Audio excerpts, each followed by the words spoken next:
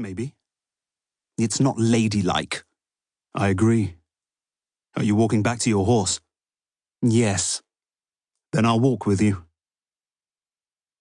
The clouds had lifted a little, and as the wind bullied the men along, it was possible for them to discern more of each other. Although there was a similarity between them, in height, in colouring, and sometimes in the voice, there were greater areas of difference. The older man had broader shoulders, an altogether bonier face, heavy eyelids not quite hiding direct, unquiet eyes. The younger man had mischievous dark eyes, but they were a blue, like his mother's, and closer together. They talked for a moment or two about the new horse. Then Ross said, "It was an unusual way to call on the Trineglases. Can I assume you were up to no good?" After a pause while they negotiated another pool, "Why should you assume that, cousin?" "Isn't it most likely? The direct route to Mingoose, as you well know, is via the upper lane that takes you to the front gates." "Yes, you are entirely right." "And in the last 2 years you have given no indication that you were likely to mend your ways." "Mend my ways? A quaint phrase. It might come from Sam's church." "It doesn't. It means in this instance being considerate and neighbourly.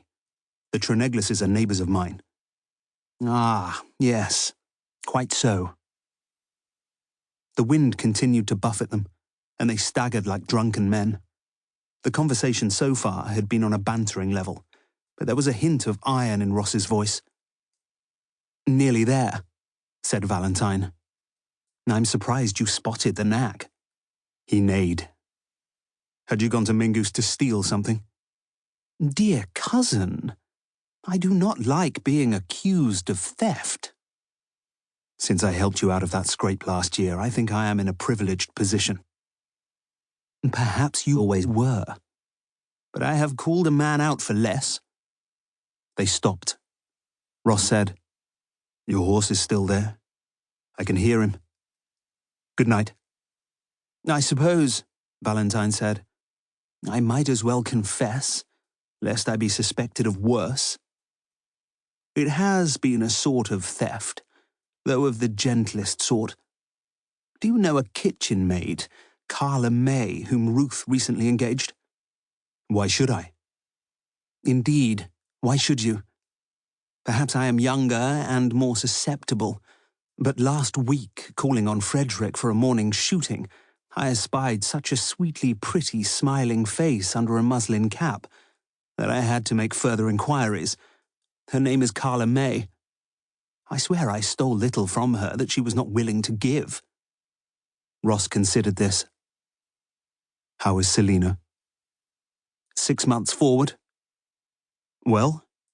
"In blooming health." "She will not bloom so handsomely if she knows you have been seen climbing into the back bedrooms of Mingoose." "That is why I took such care not to be seen. But seriously, cousin." "Have we not been serious so far?" "When I married her, she assumed I was a saint. In spite of my affair with her while her first husband was alive, she apparently believed I had to be faithful to her unto death. That hope has long since gone. I told her that I crossed my fingers in the ceremony when it came to forsaking all others. I believe we do not get along too badly now. So long as I exercise a little discretion, so long as she is not privy to it." "This is a very close-knit community. Do you think I shall be the only Paul Pry?"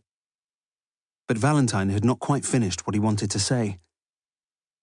"Do you know, my dear cousin, I don't really think women so very much mind if their husbands stray, so long as they know nothing about it, and so long as others know nothing about it. It is not love that is so much injured, it is pride. It is self-esteem, it is vanity. Love plays a small part in their sense of outrage." "Maybe it is the same for men. Some men. Ultimately, it surely comes down to the characters of the people involved." "Well done. You are learning fast."